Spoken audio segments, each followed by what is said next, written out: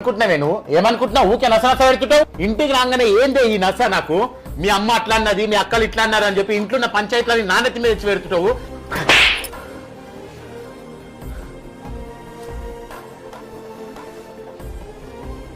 Aunty మీ tiffin డబ్బా. అమ్మ రాత్రి ఏం రొల్లు అయింది మీ ఇంట్లో? అంతగానం రొల్లు అవుతుంది, కొట్లాడిరా ఏమన్నా? అయ్యో లేదంటీ, టీవీ సౌండ్ పెద్దగా పెట్టినా అట్లా మీకు వినిపించినట్టుంది. మేము అసలు ఏం కొట్లాడుకోమా ఆంటీ. ఏమో ఆ లొల్లికి అట్లా అనుకున్నాను. లేదా అనుకోకమా? ఏం లేదంటీ. సరే మరి.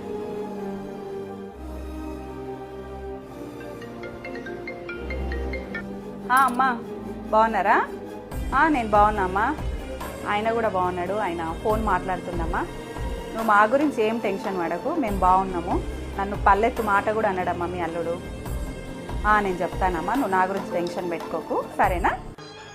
నేను మళ్ళీ చేస్తామా నీకు. ఎందుకు నువ్వు మీ వాళ్ళకు నా గురించి నిజం చెప్పట్లేదు? భార్యాభర్తలు అన్నప్పుడు ఎన్నో గొడవలు వస్తాయి.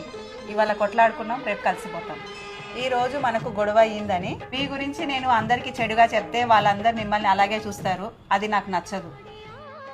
ఒక భార్య గౌరవం భర్త చేతిలోనే ఉంటుందండి.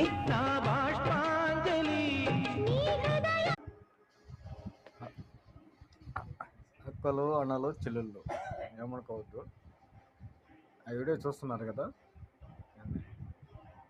భర్తతో ఎట్లా ఉండాలి, భార్య అట్లా అర్థం చేసుకునేది భర్తని ఏంది ఆ వీడియో కాస్తున్నాయి కదా, దాన్ని బట్టి మీకు ఏ అర్థమైంది అనేది ఒకసారి చిన్న ఆలోచన చేయండి. ఒకసారి ఆలోచన చేయండి. కాదన్న చిన్నదాని పెద్దని పుట్టింటికి పోయారనుకో, రేపు మొత్తం బతుకు మొత్తం సచ్చేదాకా వంటనే కదా చేసేది.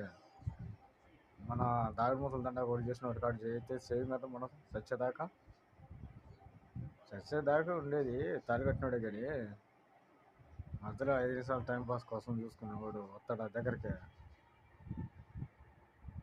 చిన్న ఆలోచన చేయండి. కాదన్నా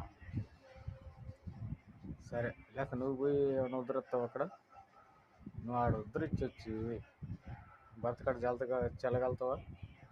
నేను నా బట్ట కాట నువ్వు చెల్లగలుగుతావా? అప్పుడు ఊరి చేత నాశనం అయితే అయింది. సపోజ్ వాళ్ళ పిల్లలు ఉండొచ్చు లేకపోవచ్చు. సపోజ్ పిల్లలు ఉన్నారనుకో, రేపు వాళ్ళ భవిష్యత్తు ఏంది? ఎవరి దారి వాళ్ళు అవుతారు. మరి పిల్లలు